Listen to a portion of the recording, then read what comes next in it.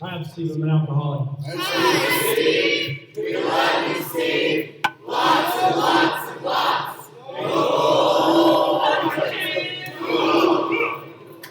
Thanks.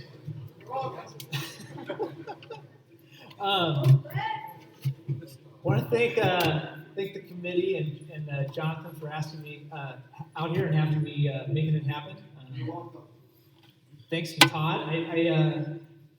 I think I remember Todd when you got out of prison and when you first started coming around, and I'd never gotten to hear his whole story. That was really cool. Got a lot out of that. So I brought some note cards,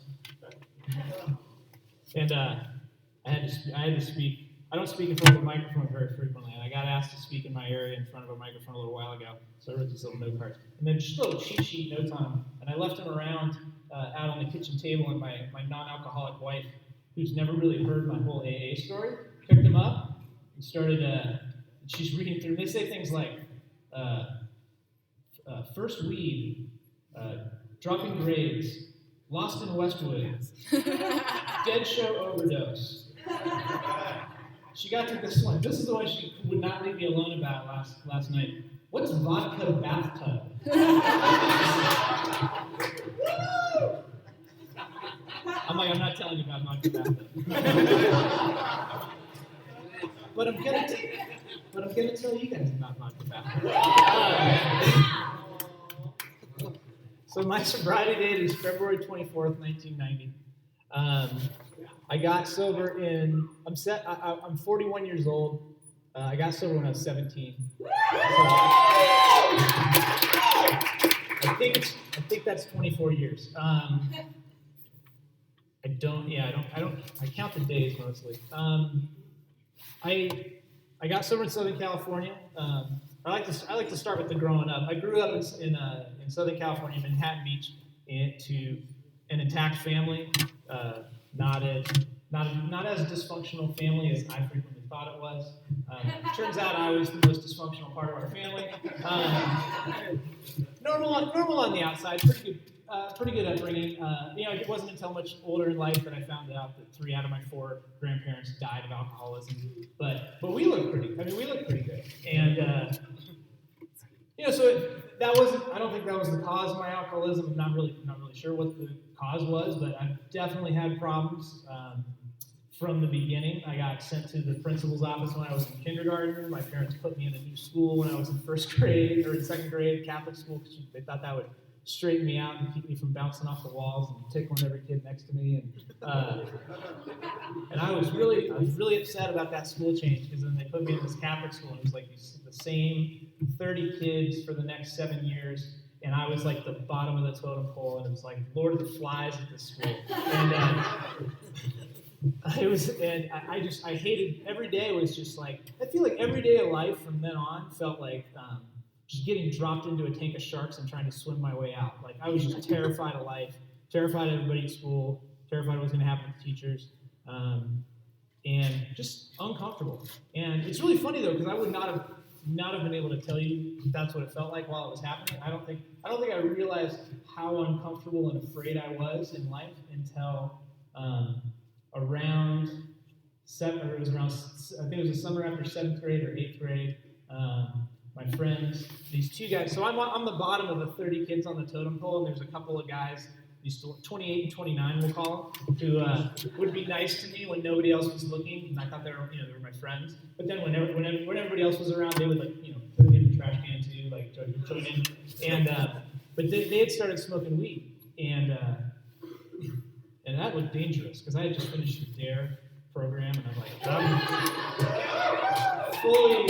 fully indoctrinated. And but they had started smoking weed, and I wanted to smoke weed with them, and I hadn't drank yet, and I wanted to smoke weed with them, not because of what I thought it would do for me, just because they were doing it, and they were a little bit cooler than me, and I thought it would make me feel a part of. And I remember being over at their house I remember being high for the first time and laying on the bathroom floor in Jason's mom's bathroom and looking at the ceiling and just feeling like, I want to die like this. I'm going to do this as often as possible from now on. This is my new thing. And I just fell in love with it instantly. And it made me, and I think it was at that moment that I realized, like that's when I realized, like, oh, I was super freaked out before I smoked weed. Like now I feel better. Like everything's better now. People talk about like it's not like what alcohol and drugs did to you. It's what it does for you. And it was just from the beginning. It was the solution. And later, in later alcohol, and I'll get to that in my story. But there's all sorts of stuff. There's drugs in my story. There's sex in my story. There's Grateful Dead concerts in my story. If you have a problem with that, that's interesting.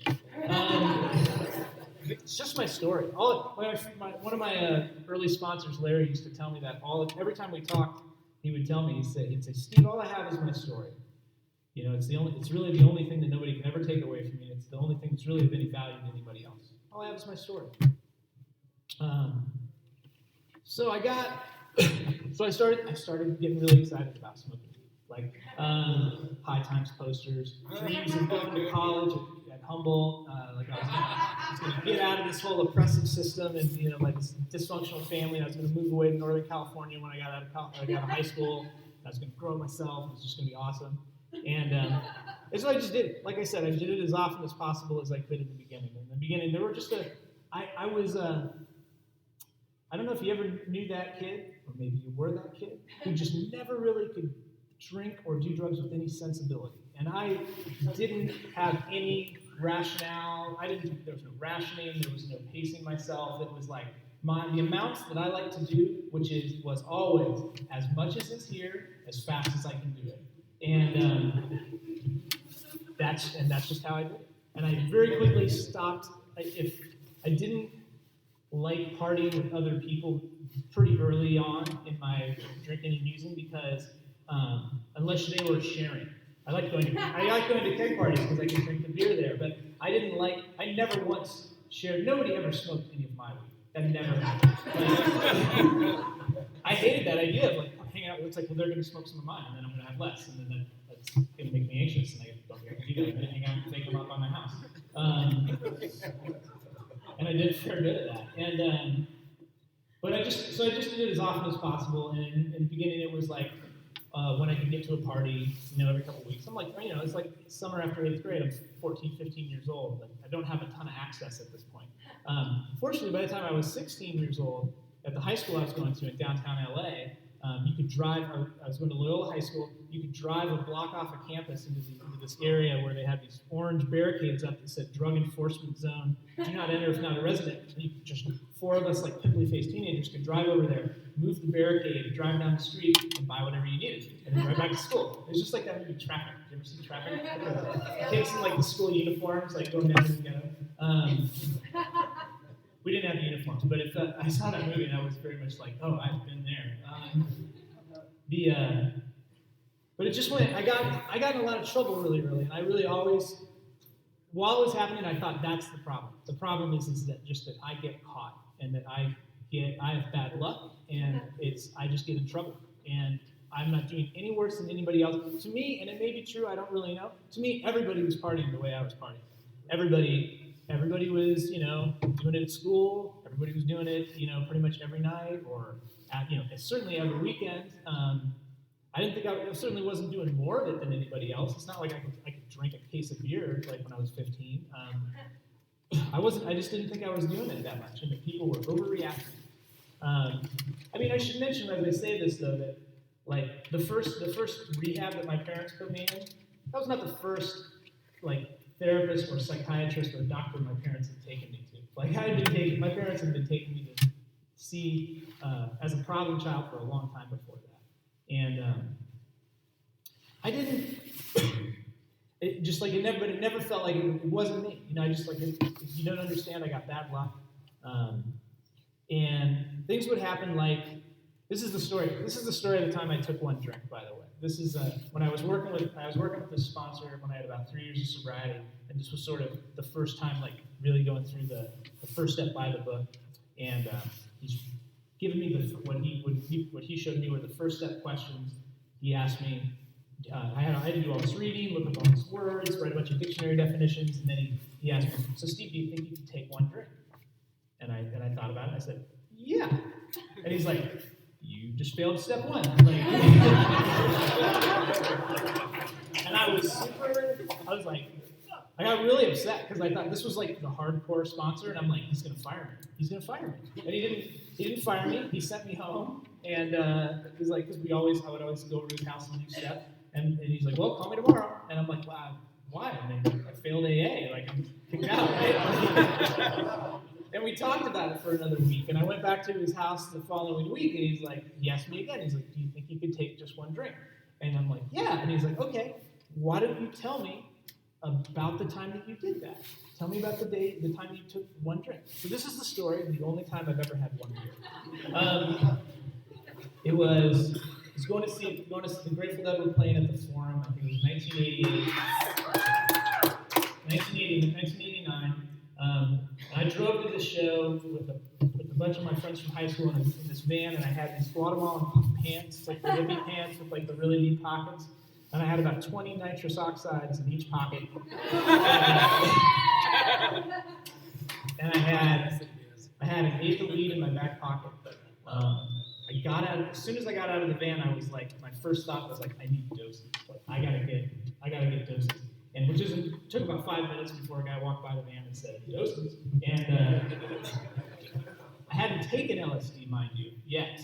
I consulted with some people, some experts, and was told I should probably take a half hit in a controlled environment, maybe out in the mountains. And I thought I had a better idea. I bought 2 hits off this guy, because what if the first one doesn't work? I took a hit of acid. I waited about a half hour, nothing happened. I took the other hit. And somebody gave me a Heineken. I had one Heineken. And that's the time I had one beer.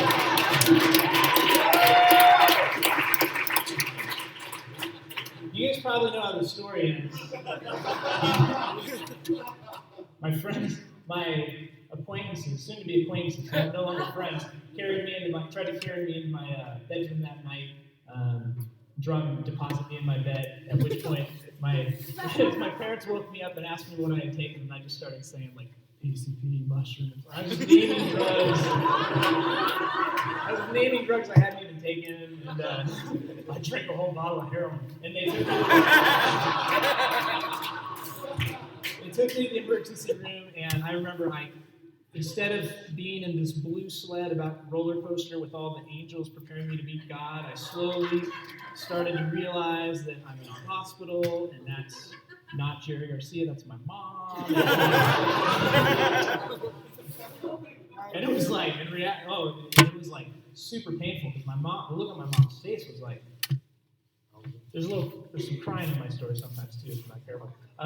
The look on my mom's face was like, that I was going to die, like she thought she was watching her son die, and I mean, it made a little bit of an impact, but not a lot got to me really early on. Like, one of the common things that happened kind of near the end was like, my sisters were terrified of me.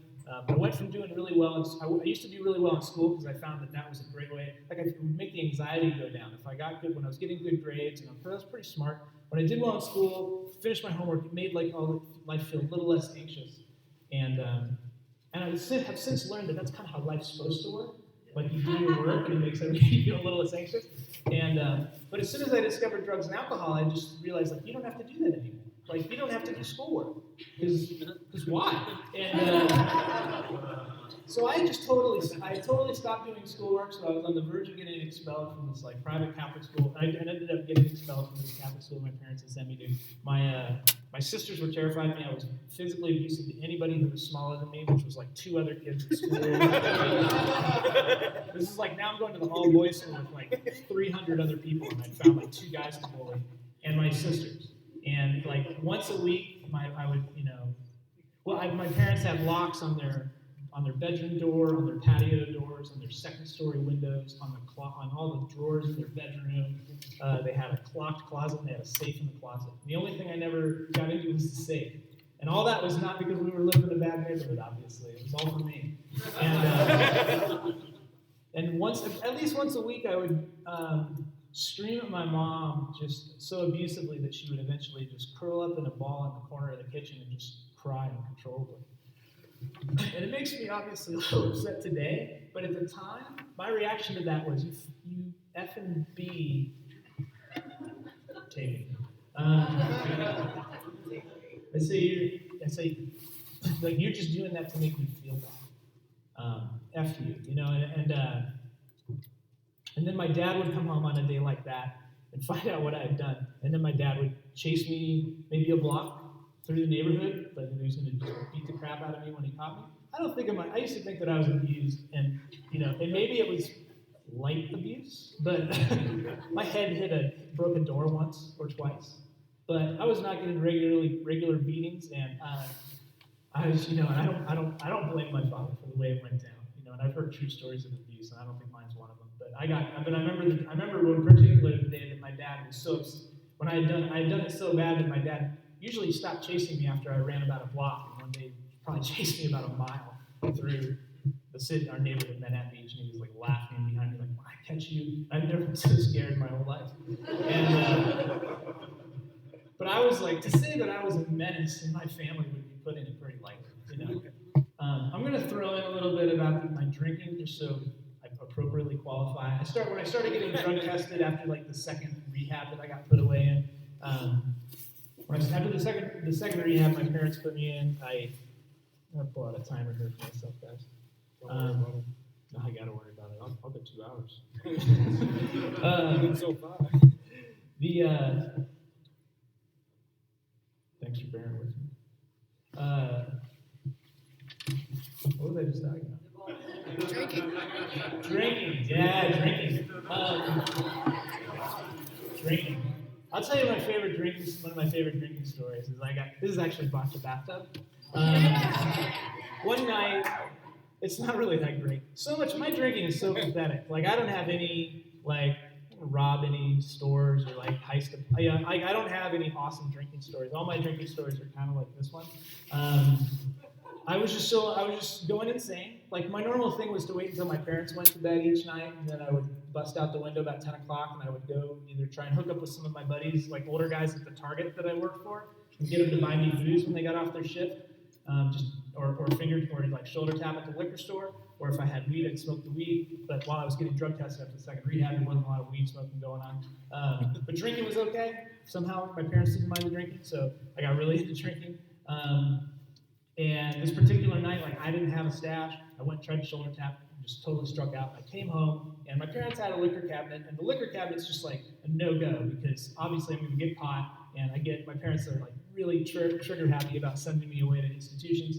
And I just remember thinking to myself, it was just this feeling I can't, you can't ever raid the liquor cabinet because you're going to get caught. There's no way around it. There's no way to hide it. And it's just one of those nights where it was just it just doesn't matter. I just don't care. I gotta go to bed, and I can't go to bed any other way. And I remember I went in there, and my parents had these jugs of Chablis, and the nice stuff. And we get it at Costco. And they had a jug of Chablis, and I think I poured a glass, and I think it was a half jug of Chablis and a half a bottle of the rest was vodka. Chablis and vodka. This is not if you're any sort of researcher on this sort of thing, this is not a good idea. You can drink much longer safely if you don't drink this way. And I drank the whole thing, and I just remember the thing that I liked the most about it is as I was walking around the kitchen island to go back to my bedroom after downing this thing, I just remember everything starting to go black and go numb and dull, and I just remember thinking this is perfect. This is exactly what I wanted. It just started. Everything started to go away. The noises in my head started to quiet down, and it was this is it. This is good. And the blacking out part, I didn't mind that at all. I liked the blacking out part. I kind of thought that was the point. And I remember I woke up. I don't really remember what happened, but I woke up the next morning in the bathtub, and my dad walked by. He walked past, and he saw me in the bathtub, and I mumbled something feeble, "Oh, I think I have the flu." And I had vomit all over myself. I had apparently vomited all over myself in my bedroom, and then somehow figured I should get in the bathtub. I went to the bathtub and spent the rest of the night laying in a bathtub full of hot water and vomit. And I just remember my dad looking at me and shaking his head with disgust, and the look started to get more and more like that, and And just kind of this interesting sidebar, like I didn't know I had a lot of hatred and anger for my dad for how he treated me, I didn't feel like he loved me the way he was supposed to, etc. And I was going to I was trying to go to SWACYPAA in Cleveland, and it was like my second SWACYPAA. I was super jazzed on SWACYPAA. I stacked it up so I could go and see the Grateful Dead in Oregon 3 days before that, and then fly over to Cleveland. And Jerry Garcia went into a coma, and they canceled the show. So I flew to Oregon, and then I flew 3 days early to Cleveland, where my dad's family is from. My dad's family's from the birthplace of AA, Akron, Chardon, Cleveland, right in that area. And I never knew anything about my grandfather. My dad never spoke of him. I don't think I even knew his name. He just, anytime I brought it up, it was just no story. Like, oh, your grandfather's dead. That was it. And when I was there visiting, I stayed with my Aunt Kay, and my Aunt Kay was like the family historian. She started telling me about how my grandfather had been one of the very early recruits of Alcoholics Anonymous. Is that he lost his job in his 40s, and he never got another job, and he ended up just starting to drink and laying on the couch all day, and just he never worked another day in his life. And my grandmother ended up working like in a department store, raising the 4 children, basically just being a fantastic parent, giving him a great life. And my grandfather spent the rest of his days laying on the couch drunk, and my father hated it. And my father left home. He joined the Navy when he was 17, and he came home. This is all my Aunt Kay is telling me about this. She's telling me about the guys from AA used to come to the house, like probably once a month at least.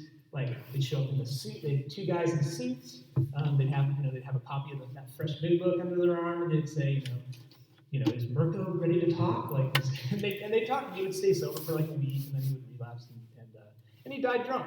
And my father hated him. I remember my father came home from the Navy. My dad joined the Navy when he was like 16, 17, or as early as you could join. And he came home on leave, and he hadn't seen his family in a year. He walked in the front door. He saw his father on the couch, looked at him, and he said, "Aren't you dead yet?" And then just walked right past him to see my grandma.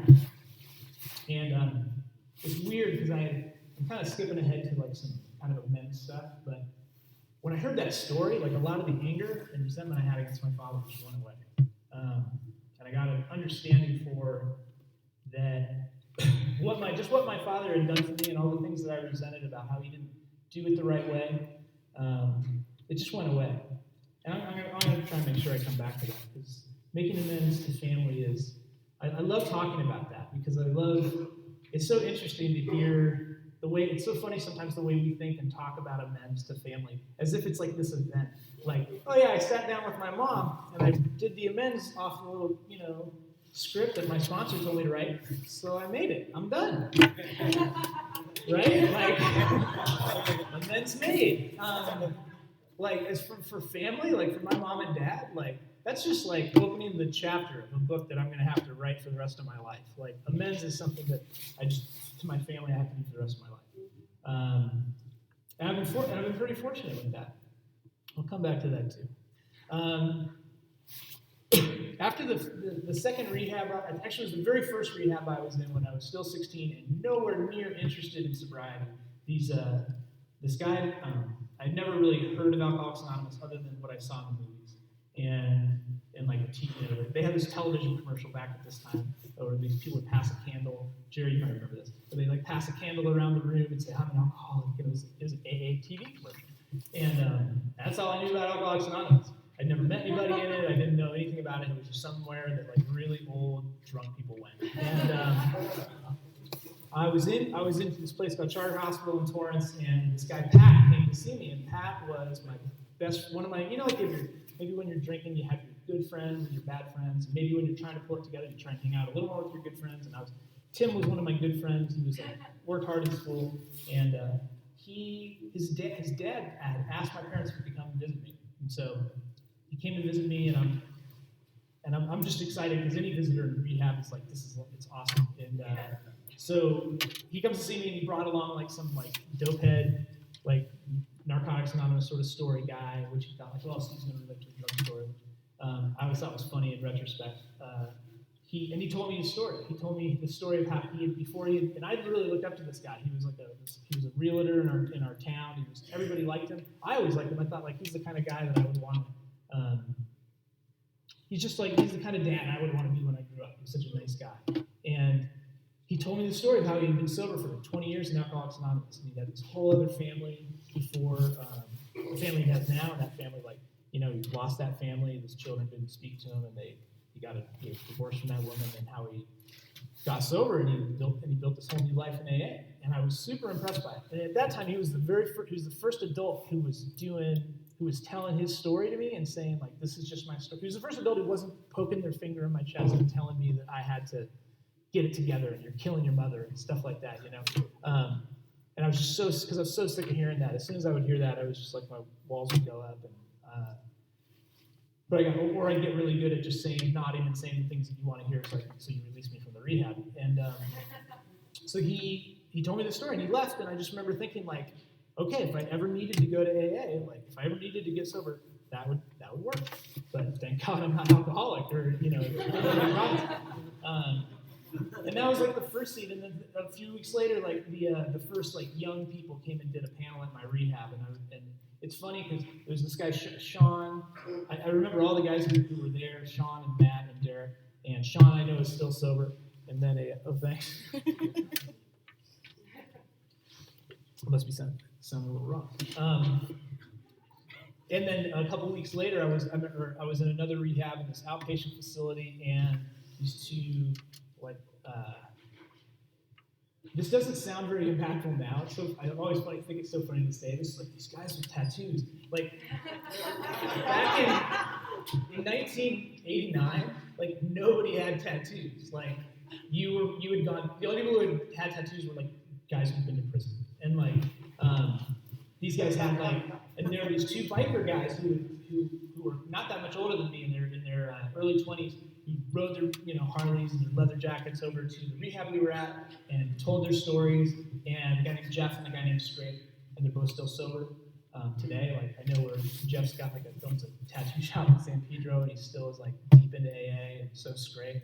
And I just mentioned that I think it's important because these guys who did this kind of service work all still sober, more or less. The people who did this sort of stuff. And it also made a big impact on me because the sort of culture of AA that I got sober in Southern California was really big on. It was very sort of like I said, it was very rebel, motorcycle kind of punk rock. And I was not those things. Like, I was like a scrawny little hippie deadhead kid. I didn't care about punk rock or motorcycles. None of that was really my thing. But I think what I got out of it was you didn't have to be an honor student to get sober. You didn't have to sit in the front row at church group to get sober. You didn't have to be good to do business with God, and that was really important to me. Because I had been going early on, when I started to have those inklings, I kind of heard Todd talking about it. When I had that feeling, I need to stop, but I don't know how to not do this. My first choice was go to more church group, and I would smoke weed and go to church group and just feel shame at why can't I get good like these people? Why I can't get good, and God doesn't want to do business with me, and it just isn't going to work for me. I can't get good enough, and. When guys like Jeff and Scrape would come to the meeting and they were talking about a higher power of God and using the F word and God in the same sentence, that was meaningful to me. And they were doing the same. The other thing they did that I loved was, again, they said, we don't care if you get sober. We're not here to recruit. We're here to save our own lives. I tell my story and it saves my life. And thanks, that's our story. Goodbye. And didn't bother to learn our names. They just kind of came in. Mic dropped, walked out. And it was so years later, I would go to, and then years later, I'd go to a meeting and I'd see those guys. And it was very much this sort of culture of it doesn't matter what you say or what you think about AA, it only matters what you do. And these guys led by this very powerful example of, one of the big ones was service. And right from the beginning, I wasn't super strong in that early sobriety with getting into the book with a rigid sponsor, and I don't want to say rigid, but a sponsor who could take me through the book in a disciplined manner. I wasn't big on that right away. Actually, I want to do something that I just thought would be funny. If any of you guys have Instagram, you can try the hashtag Steve B, day 3. Go ahead, plug your phone. Steve B, day 3. This is me with 3 days of sobriety.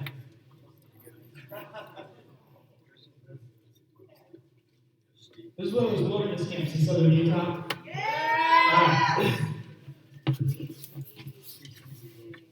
What's that? Here, yeah. Here, you just use mine. Well, number 3. Steve B, day 3. Number 3. Yeah, pass it around. Pass it around. Sorry.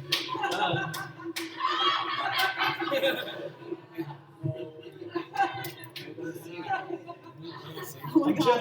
I like to jump around. So that was 3 days after. I'm gonna tell a little bit just about like the very last event before I got sober.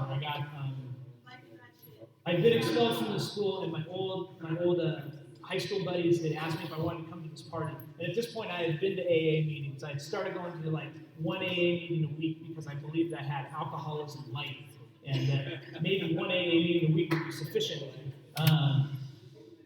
And I had met like 1 or 2 other young people who were also going, and so I would go with them. And I was at this, and so I was going to like 1 or 2 meetings a week, but I was really anxious. I was not doing anything else. I wasn't participating in service. I didn't go to enough meetings for anyone to know me.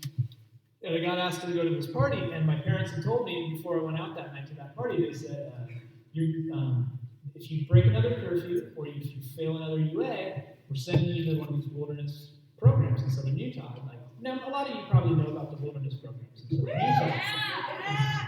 And so in 1992, they started to regulate them by like the health department, like child abuse laws and stuff like that. In 1990, they had not started regulating them yet, and that's where my parents were going to send me. And I was terrified. I knew they would do it. My dad didn't bluff.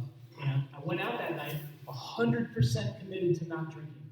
And I had heard enough. I'd been to enough AA meetings that I had heard them read more about alcoholism. I'd heard this thing about the mental defense, no mental defense, about try to drink and stay stopped. But the alcoholic basically will not be able to stay stopped with the mental defense. Like without a spiritual relationship, there's no way you can't stay abstinent.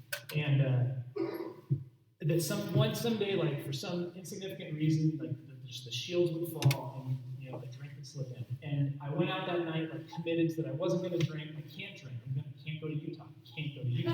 And I went to that party, and it was a keg party, and for 2 hours, I'm hanging out talking to people. I'm like, no, man, I don't drink anymore. And all these people, they hadn't seen me since I got expelled like a month ago, and they're like, dude, good for you. That's great, man. Other 16, 17-year-old kids are like, good for you, not drinking. And they're all like with a beer in their hand. And I kind of was sort of like, what do you mean? Like, it wasn't that bad. But I turned it down for like an hour, for like 2 hours, I think. And then this friend of mine came up and tapped me on the shoulder, and he asked me if I wanted to get in a van and go. He's like, I got weed. We got this van. A bunch of girls are going to go with us to West Hollywood. And I'm like, well, what time are we going to get back? And he's like, I don't know, 1 a.m. And I'm like, sold. Let's go. And the next morning, I woke up in handcuffs, and I was on an airplane to Utah. And that was my surrender experience. That was my realization that like I can't stay stopped. I can't stay stopped on willpower. Like I need outside help if I want to not drink anymore. And the funny thing about it is at this point, like I don't want to not drink anymore. I don't want to be sober. I don't want to say goodbye to alcohol drugs because I still love them. I just love them. But I can finally buy into this idea that like you're going to have to ask for help to not do it for just one day, because you just can't. For myself, like you just can't live this way anymore, Steve. Like you can't. You're just getting I couldn't live with getting institutionalized over and over again. I couldn't live with like the despair of like the morning after and knowing that I'd messed up, and like going to school and having to find out like what did I do this time? Like whose girlfriend did I try and feel up at the party? Like I had no friends. That was a beautiful thing about getting sober, like getting out of that last wilderness program and coming back to California afterwards. Like It was like, oh, what am I going to do about all my old friends? No problem. I didn't have any. Like, I was a really unlikable person. Like, I never learned those 8 years of torture in that grade school. Like, I never learned how to socialize with people. Like, I was that guy who super impulsive. I just said the first thing that came into my mouth at any opportunity, and it was almost always inappropriate and offensive, and pissed somebody off. And like, I didn't know, like, I had no idea how to talk to girls. All I had, like, seriously, like, my experience with women, like, while I was drinking, was hitting on my friend's girlfriends. Like, I'd get really, really blacked out, and I would like first try and hit on them, and then if I got blacked out enough, I would just try and rope them. Like, super. And then when I'm sober, I can't talk to anybody. Like, I'm just terrified. And so I just was super unlikable. And I got sober, and these guys I remember all the guys like so clearly. I remember like this guy Carlton and this guy Sean who would drive like 20 minutes from Torrance to Manhattan Beach to pick me up because I got out of the program. I thought my parents would like. I'm like, oh, are you gonna buy me a car so I can drive to AA meetings now that I want to be sober? And they were like, we'll buy you a skateboard. And originally I was skateboarding to meetings it was probably like 4 miles to the nearest meeting from where I lived, and I'm like skateboarding to meetings every day, and these guys would start to give me rides, and they'd drive like 20 minutes, pick me up, drive me to the meeting, listening to me babble the whole time. Like, there's nothing in it for them. Like, there's absolutely nothing in it for them to do this.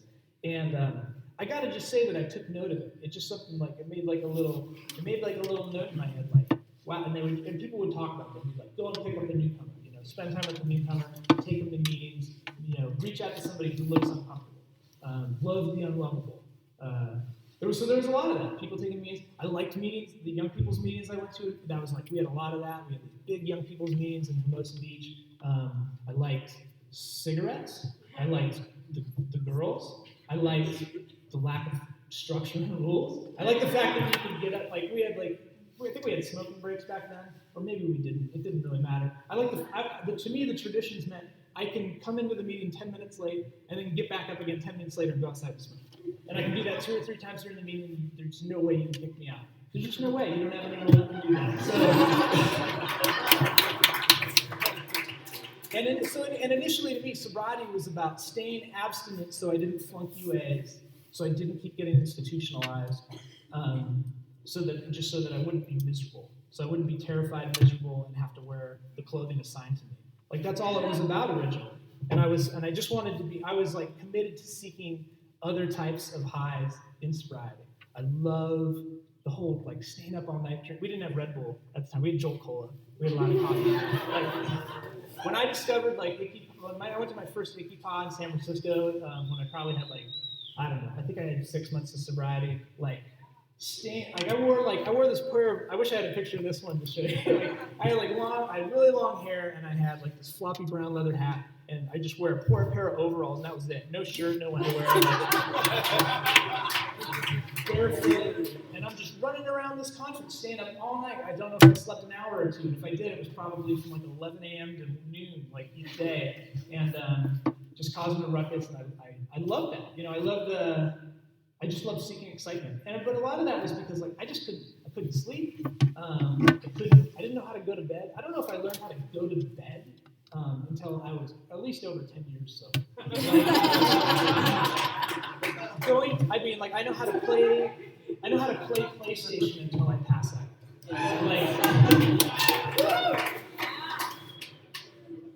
Don't get too excited, guys, because I'm gonna get to the solution to that later. Yeah. Super gonna bum you out.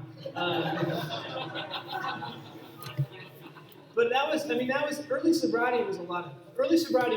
I think what I did right is I went to a meeting just about every day, because I was super terrified of not going to a meeting. Like I said, at 10 o'clock at night, I want to bounce out the window and go find someone to buy liquor for me because I get antsy. And so I'd go out and hang out with people. We'd have the meeting after the meeting. We'd go out to Denny's after the meeting, and somebody would buy me a plate of fries because I never had any money. I met people at that first SWACYPAA who broadened my horizons. I learned that what I liked about it is I learned that you can do anything you want in sobriety. And so my first choice was, I'm going to follow the Grateful Dead. I enjoyed the Grateful Dead before when I was getting high. Now I'm going to follow them sober. And I found this group of people who did that, and I started following the Grateful Dead for a couple of years. And they sort of had a program. Like I I said, the sponsors I get in these early days are like, I don't like a sponsor who's really gonna get into my business. I don't want a nosy sponsor. I prefer a guy who I can check in with when I have a catastrophic problem, who can fix the problem, and then I can go back to what I was doing. I like that. I like a sponsor that I can use as sort of like a consultant. Like, check in with, like, what do you think of this idea? Great idea, right? I didn't even, and I don't think I got necessarily. I remember the thing where they say, choose somebody, get somebody to sponsor you who has what you want. Like, it was a bad idea to put that ball in my court. Like, my first sponsor was a guy named Todd, and he had a mullet. He would come to our rehab. We had a mullet, and he had a tie-dye shirt, so I knew he listened to the Grateful Dead, and I thought maybe I could get a bunch of dead tapes off this guy. And he drove an El Camino, and he wore Oakley blade sunglasses, and he would say things to me like, "Steve, you gotta learn to let go and let Todd."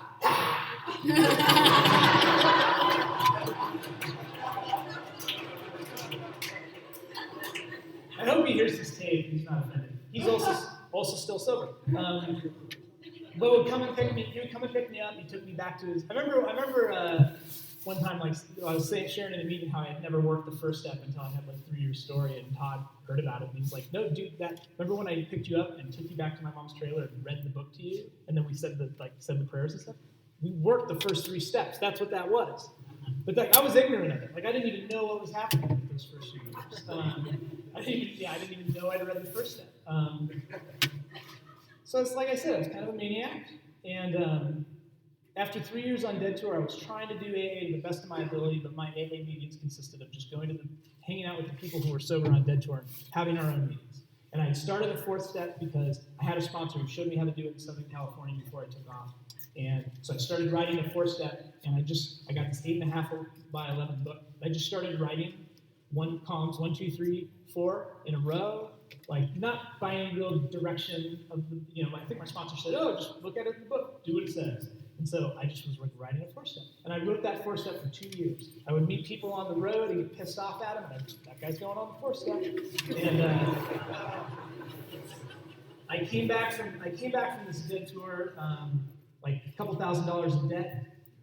I was back in a very familiar position, which was that nobody wanted to hang out with me. I'd burned a lot of people for money. I was not living by any principles. I'd burned a bunch of people who I'd been living with in Colorado for bills. My parents didn't want me back at home. My family, even after like this experience that I'm going to share, like, I wasn't really welcome. My father didn't take my phone calls for like the first 4 years of my sobriety, I think. I didn't go home for Christmas for the first 3 or 4 years after. As soon as my parents could kick me out, they kicked me out. They didn't care about sobriety or AA. They were just like, "You're an a-hole and you're out, and we just don't want you around." And I came back to LA. My parents said that I could stay there as like a stopping point for a little bit, and I was totally broken in AA. And this whole thing I had, like the freedom fighter AA, and I can do whatever I want, I can smoke. That whole like attitude of mine like was kind of coming to an end in the sense that, and it's not that I think there's anything wrong with it. It's just like I had just gotten to a point where I just like played it out as far as I could, and I wasn't getting better. And I had a friend of mine, Lori, who got sober at the same time as I did, and she was my age, and she had started going to this group called the South Bay Survivors. And I basically just said, like, "Lori, what did you do? Why are you better and I'm not?" And she said, "I think you should come to this meeting with me." So I went to the South Bay Survivors meeting, and she said, "I think you should ask Larry to be your sponsor." This was the first time I was not picking my own sponsor. This was somebody saying, "That should be your sponsor." And I said, "Okay." And I went up to him and I asked him to be my sponsor. Never would have asked this guy to be my sponsor. He was like a 45-year-old unemployed dock worker, nothing in common with this guy, not interested in anything about him. Just boring dude. I'd hear him sharing meetings and share the same thing every time. It was like he was reading it off a script. And I just annoyed me. Like, this guy's so inauthentic, and like he's just. But the thing was, he was always really cheerful and helpful and useful and super focused on service. It's funny. I worked with him for a little less than a year, and I didn't find out. And then I moved to shortly after that, I moved to Utah for the first time, and I found out years later that whole time he sponsored me, he had just been his wife, another woman in AA, had just divorced him. And she took the house, and that's why he was living in a trailer. He had to move into a trailer. I would go over to his house, and he would feed me like a plate of rice and beans for lunch. Because that's what he could afford. That's what he could afford. That's how he lived within his means. And he never talked about it. Never talked about the difficulty. Never talked about getting divorced. Never talked about any of his being. The only thing he ever brought to the meetings, like at group level when he would share, and when he worked with me. When he worked with me, it was all about, here's my story, Steve. Here's how I did the steps. Here's how I'm doing the steps now. And it would inspire. He would basically inspire me into doing the steps. He would drag me into it by like inspiration. And in meetings, he would just share about like how the gifts of sobriety, how great it is to be sober, to not have to walk around naked at night stealing garden tools out of people's sheds. And he was like, the whole thing about him being like a dock worker, blue collar guy, like he couldn't get into the intellectual mind fuck that I like to get into. Like I want to talk about everything for days. Like I just want to like talk. Like my parents, and they're like, don't give me any money, and everyone's a jerk to me, and like, why don't girls talk to me? And like, I just want to talk about these problems. And he never would talk to me about any of it. He would stop me by just repeating the same inane crap that he would say over and over again. Steve, all I have is my story. Steve, all I have to do is remember two things. I just have to remember where I came from, and remember that I can't do it alone. He would just say things like that. I remember when I had that 4-step, the one I've been writing for 2 years. I'm like, do you want me to, I did the first 3 steps the way he told me out of the book. We read it together, did the written assignments. We did those very quickly. I thought that was supposed to take a long time. I thought you were supposed to, on the second step, I thought you were supposed to like, choose a God of your understanding, draw a picture of him, assign traits to him in different columns. Just like, I think we got like a workbook in rehab where we did that. And step 2 is nothing like that when I did it with Larry. It was like, read this chapter, I'm going to ask you one question, and we're done. And I'm like, that was it? He's like, yeah. And I'm like, I was really disconcerted that we didn't spend any time on steps 1, 2, and 3, because it meant that we had to get to step 4 really soon. And I was not interested in doing that. And then I'm like, do you want me to rewrite this thing? And he's like, no. Stop writing. He had me read that inventory just the way I'd written it. I think afterwards he told me he gave me some specific assignments probably around the fear and the sex stuff to write a few more things. And I remember about reading that to him that there was some specific, remember there was like some like, dirty sex stuff in there that I read everything except that one thing. And then I went home and I just ate my stomach. It just felt so like dirty, like that I couldn't have read that thing. But I just couldn't read it. I couldn't say it out loud to somebody. And I think it took me a couple weeks, and I went back to his trailer one day, and I read him that thing, and then he shared something with me that he had done that was dastardly. Like, and when he put me at ease, and he made me realize, like, he's like, we're just, we're sick. We're sick. And when we drink, we're sick, and when we can't drink, we're sick. And it's okay. And I just remember him saying, like, he's like, you did a very good thing by reading this to me, and I love you. And you know what? I gotta say, you don't internalize it at that point. Like at that point, I didn't all of a sudden get okay with like, oh, okay, I did that thing. Like that's cool. Like I was so not okay with it after that. I mean, I felt a little better, but it wasn't like that did not wash me clean. I was having a conversation with my friend Luke. Right before I came out here, we were talking about this specific type of issue, and I think I had this realization a few years ago. Is like the time when I started to heal from that stuff is when I'm listening to another guy's course, and he's reading me something dirty like that, and I tell him my thing, and then I look at him, and this time, totally believing, knowing that it's true. I look at him and I say, "We're just sick, and you're okay, and I love you," and I forgive him. And when I forgive him, like, because I can, it's like, I look at it and I'm like, you know what, that's really not that bad. It's not that bad, we're just humans. And when I can do it for him, and then I can do it for me, that's when it falls into place. Because then I see, like, you know what it is, it's not that bad. I did the steps. I remember with Larry, the thing that he had me do was he started having me pay this money back to all the people I dead to. I didn't have any money. Like I didn't have a job. I think the day after I said that I was finally willing to make the amends, and he told me to like schedule the appointment with this girl, I owed her $80 off to her. I think I got out of my car in the Safeway parking lot, and there was like a $20 bill on the ground the next day. It was just like stupid little God coincidence, things like that, right? But stuff like that started to happen. Like I got a job shortly after that. And all of a sudden it was like the money started to appear in my life.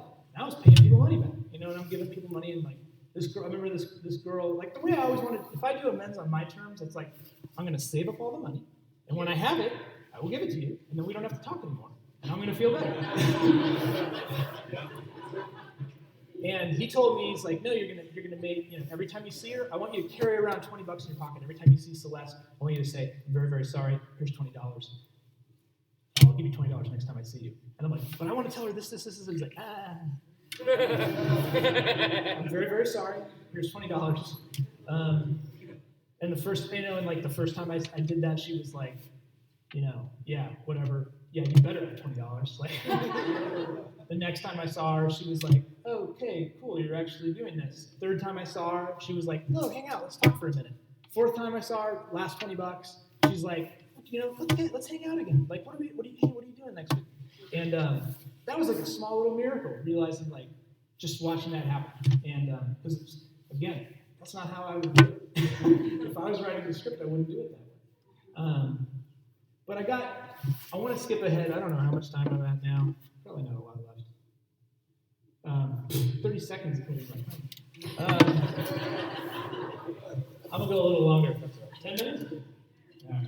All right. So I moved to Salt Lake. Everyone knows about, after I did the Steps with Larry, I moved to Salt Lake.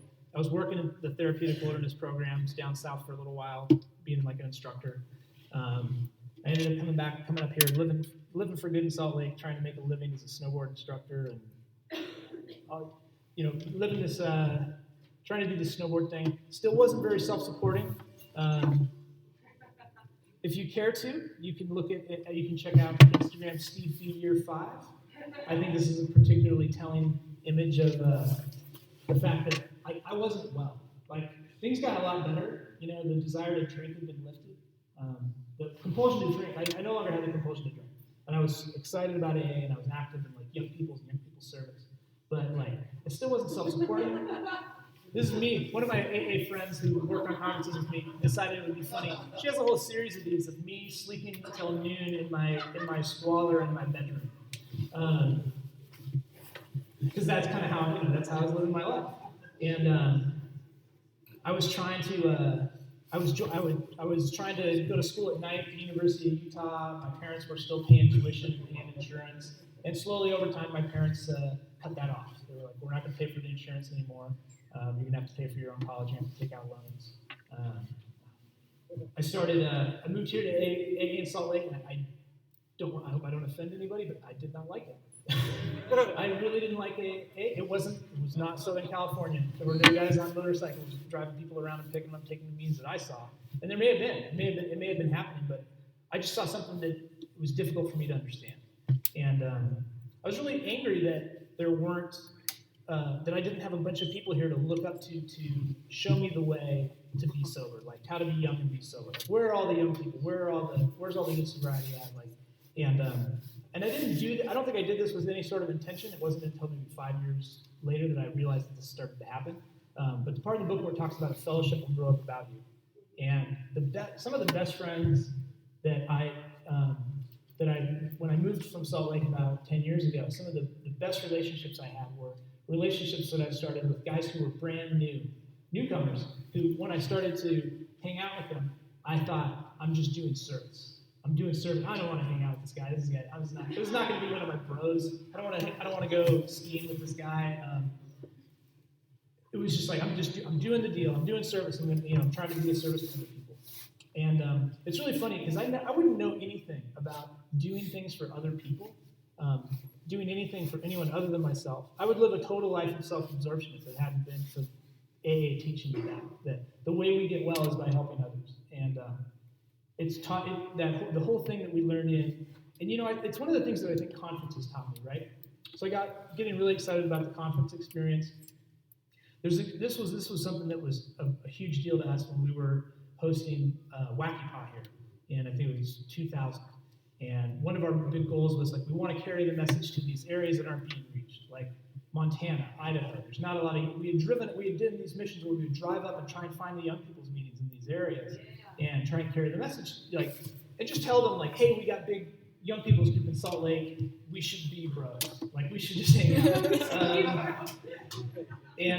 Or just tell them, like, hey, we would tell them about SWACYPAA. This was before we had SWACYPAA. Then we got SWACYPAA. Now we're like, hey, we have SWACYPAA. You guys got to come. So we would drive to Boise. We would drive to, started driving up to Montana. Montana's a really long ways from here. But we started mobbing up there, like, first, like, 3 at a time, and then, like, 10 at a time, 20 at a time to attend their events and, like, support events of these people up there.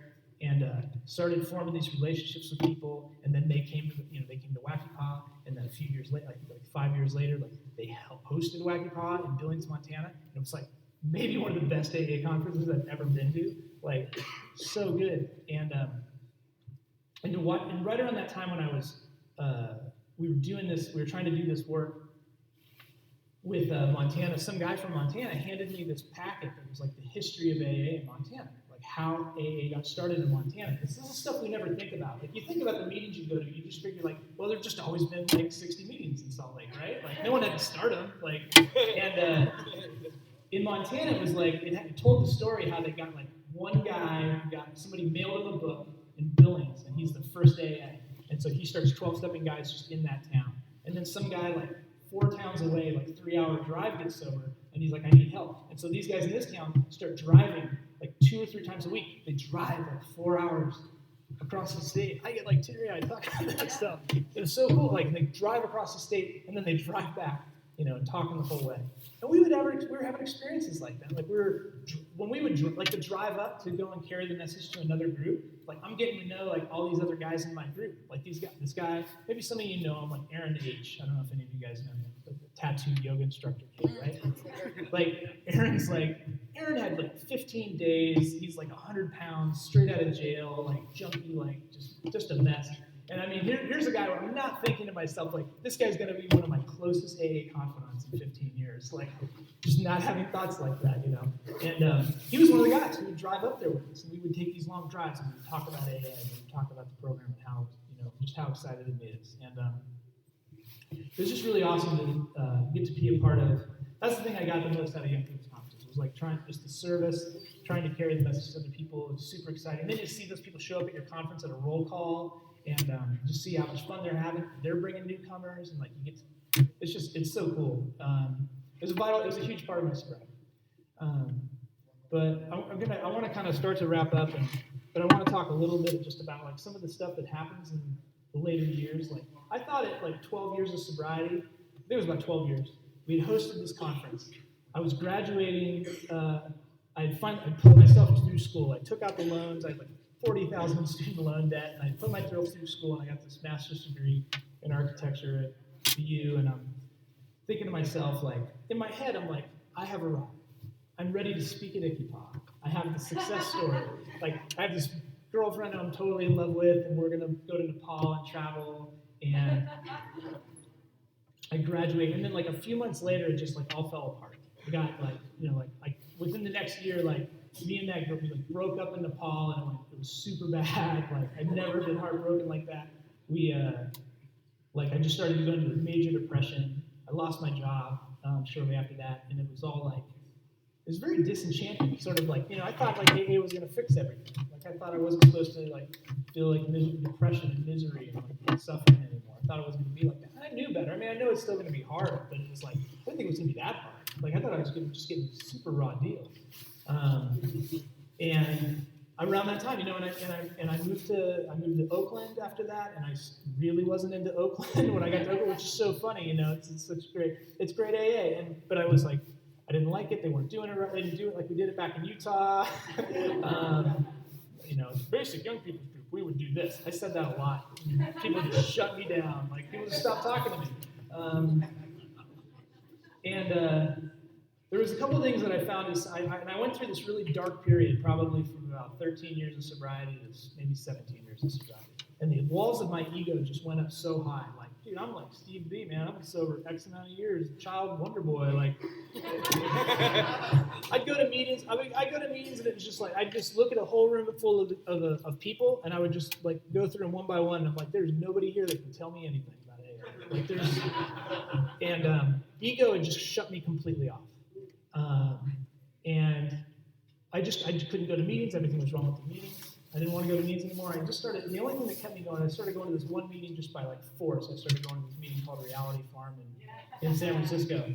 And it was really great. It was a really great meeting. The good thing about it was like it was this meeting. It was the first. For some reason, I was able to go to that meeting. I didn't really know anybody at that meeting, but I was able to go to that meeting and not think about who's going to say hi to me at this. It wasn't like about getting like finding chicks like at a co-ed meeting, but it was just about like people giving me any kind of attention and like telling me that I was okay. And like there was nobody there to do that. Like there was nobody who cared about me, and like there was something about it that made it so like the only purpose of going to this meeting is to try to be helpful to somebody who's new. It's the only reason to go.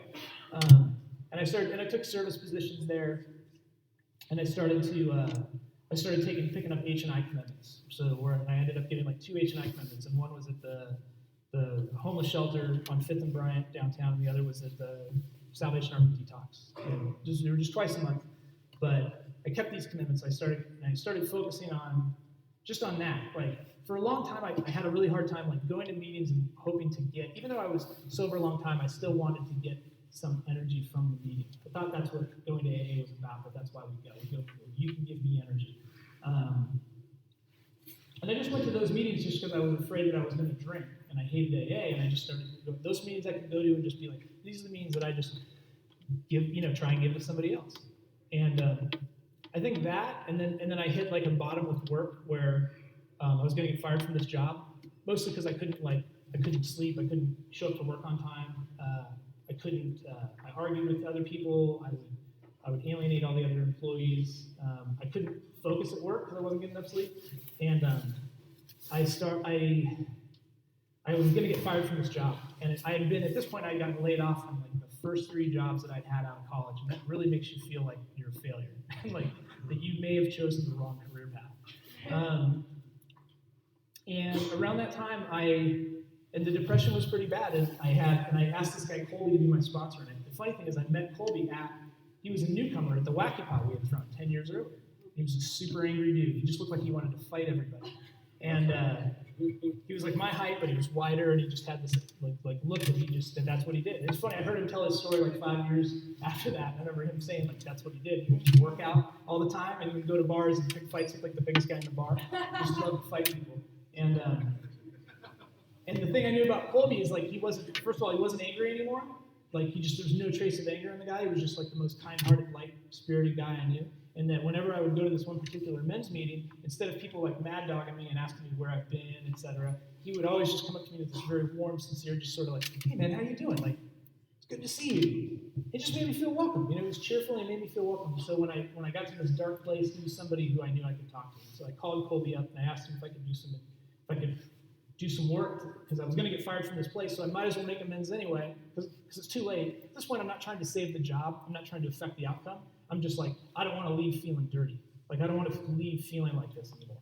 And I did the work, and around the same time, I had also started, at the recommendation of sponsorship, I went to see a psychologist. I'd never done that before, and I'd had a big problem with that. Like I was one of those people who I would never say from the microphone, I would never say, hey, if you take meds, you're not sober, but I would think it. Like, I would think that about people. I would think like, oh, if you're taking meds, my idea was like, you need your pain to do the steps. Like, the pain is what makes you do the steps, and that's how you get well. And you can't turn that off. You can't take meds to turn that off. It's not real sobriety. Those are the kind of thoughts I had.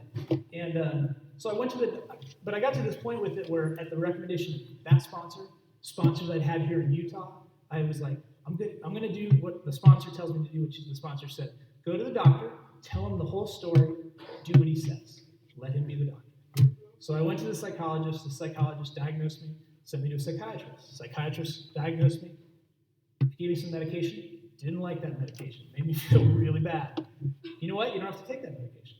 Stop taking that medication. Give me another medication. Started feeling nothing. Didn't feel anything. But I just kept taking it, and after a short period of time, I just started to notice that I wasn't getting as PO'd to everybody about everything. Everything didn't get at me as deeply. It's not all about me. That guy didn't just mad dog me. That guy didn't just say that just to get under my skin. Just stopped thinking about things that way as much. Didn't feel anything else. Didn't make my sadness go away. Didn't fix everything. Didn't turn the world rosy. Didn't make me numb. Just made me like, all of a sudden it was like, I just felt like I was starting to react to the world with a little bit better proportion. things started to get a little easier. Started being able to go to sleep. Started being able to. And the reason I share this is because I want to share this part specifically, because this is what was so profound for me. And I think I'm going to wrap it up. But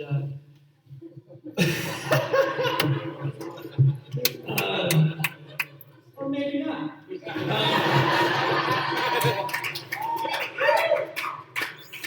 But I had to do that inventory with those people at work.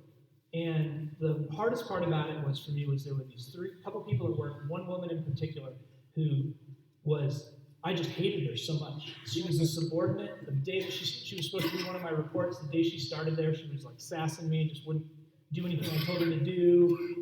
She was super smart. She went to Harvard. She was doing a better job than I was. I was playing on the internet 4 hours a day. I'm showing up to work late. I'm not getting enough sleep. I'm not able to focus. She's totally going to leapfrog me.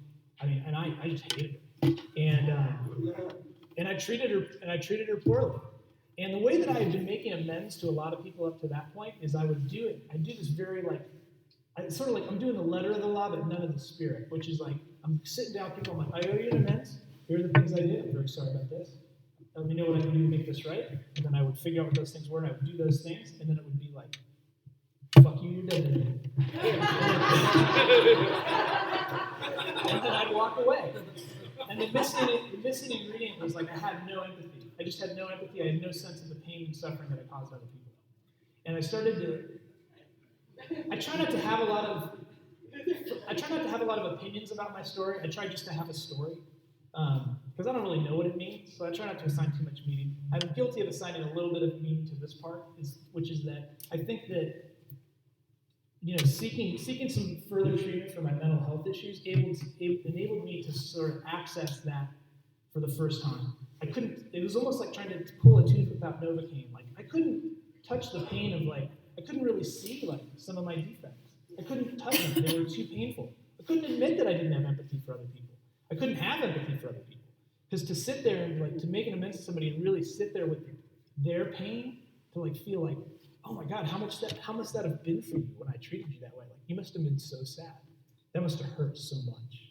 And I was getting that for the first time. When I sat down to make amends to that girl, and I hated her almost more than any other person I'd ever made amends to. I had a sincere feeling of no, I hurt her. I hurt you in a genuine way, and I am really sorry. And I really do. I want to make it right. Not like I'm going to do it right so I can check off my box and report back to my sponsor. I want to make it right. And she told me what I could do, and I started to work on that. I started doing a better job. And I didn't get fired from that place that year. I got laid off a year later, which was really surprising to me. I should have gotten fired right there. I made amends to my employer. I told them how much time I was spending on the internet. And they didn't fire me. But when I left there a year later, I think I was the only person who could work with her. Everybody else in the place that I worked with, doesn't she drive you crazy? I'm like, not really. She just doesn't bother me. I started to see her as sick in not you're sick, so therefore below me. It was sick like me. I'm sick, you're sick, we're sick together. I can have some compassion for that. I just appreciated that it enabled me to do that. And coming out of living with that kind of depression and inability to sleep made me kind of worthless to the other people in my life. To me, sobriety today is about being of some value and contribution to the other people in my life.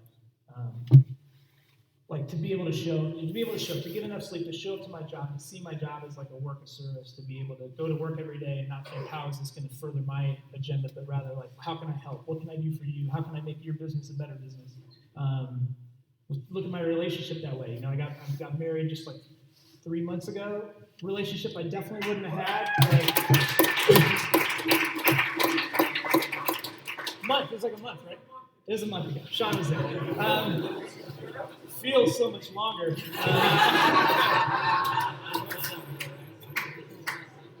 She's not in AA. That's neither good or bad. She's just not. It's entertaining because I get to sit there and observe a lot of normal behavior, watch what normal people do, how they don't flip out and get pissed off and exact revenge on everybody. She doesn't do those things, I'm the one who draws the line, and she's the one who's kind-hearted and generous to people. I get to learn that from her. But that whole relationship wouldn't have been possible, if I hadn't sought other things. And I want to speak to sort of the thing, like, I think that in doing that, we're practicing, we're living within AA when we do these things. For me, I was, like, getting good exercise, and like, taking good care of myself, going to sleep on time, seeking outside help with things that I need outside help with. People always talk about that, like, oh, I had to go outside of AA to do that. And that's so silly to me. It's sort of like, were you leaving AA when you went and got a job? Like, that's not in the book. Like, there's no, like, instructions on how to fill out an application in the book. Like, there's a lot of things we have to do to work those steps. It's not going to be exactly in the book in an outlined manner. Like, but by doing that, like, by taking care of myself so that I can show up in the way that the book tells me to. The book talks a lot about cheerfulness. You know, like, cheerfulness makes for usefulness. Like, cheerfully capitalizing on difficulty. And then it does matter if I like show up to meetings and depressed and sullen and sit in the back and don't make a contribution. Like, it's my job tonight at my Tuesday night men's meeting is to show up there as cheerful as I can be and find the guys who aren't feeling well and make them feel better. Like, that's my job. That's like, and it makes that totally gives me enough meaning to keep coming back every week. And I don't do that because, like, it's not like I don't have problems that I don't need to share. It's just that that's how they get addressed from me. That's what makes a lot of my problems go away. It's like the solution looks nothing like the problem is something they say a lot where I'm going to meetings now. They talk about, like, you know, it doesn't I don't know, I just can't say it any better than that. The solution looks nothing like the problem. And then the family that I like robbed and beat up and all those things, like my sister's about 5 or 10 years sober. I think I was 5 years sober. I think I made amends to my sisters, like started to make amends, right? And I think around 10 years sober at Christmas one year, my sister heard me talking about amends to somebody else in the car. She was in the back seat. She was like, "You never made amends to me." And I came to find out that both my sisters felt that way, that even though I had sat down and made the formal amends, that they had never felt that I had made the amends. And so just over the years, I've learned to start doing the little things like sending them birthday cards and birthday gifts on time, showing up for the little things in their life, showing up for my sister when she needs me, showing up for her kids, calling my sisters regularly just to see how they're doing. And I'm welcome in all their lives today. Like the biggest blessing at my wedding a month ago, besides like having so many of our friends there to celebrate with us, the biggest thing for me was like that my family, everybody in my family showed up. We didn't have the typical, family drama that we would always have. We were the family that my dad said, "I'm turning this car around." He actually turned the car around. We didn't have any of that, and I got to sit down at the end of that whole thing and just tell my family how much I loved them for showing up and how impressed I was that they were so giving and generous and kind, and just to be welcome in their lives today. And that there's all sorts of little stuff about that that's hard to talk about from the podium, but I'm very grateful for AA. I'm really grateful for being asked to speak and just the privilege of getting to share my story. This is how I get to stay sober. I hope that, and I just hope that I remember that it's things that Larry taught me. And the last thing I just want to say is something. This is kind of a downer, but I just like to end on. There's this guy named John R. in Hermosa Beach, one of those punk rock blue hair guys, also still sober, who would say at every meeting that we went to, he'd say, "Most of you will drink. I'll probably die drunk. But I'm not going to drink today. I'm not going to die drunk tonight." And it sounds really like morbid and depressing, but I hold that belief in my heart that I will most likely die of alcoholism. That is the most likely cause of death statistically for me. And that it's vital that I keep doing this thing for the rest of my life. I only have to do it a day at a time. I only have to take a one-day bite. All I have to do tonight is a couple more hours to hit the pillow.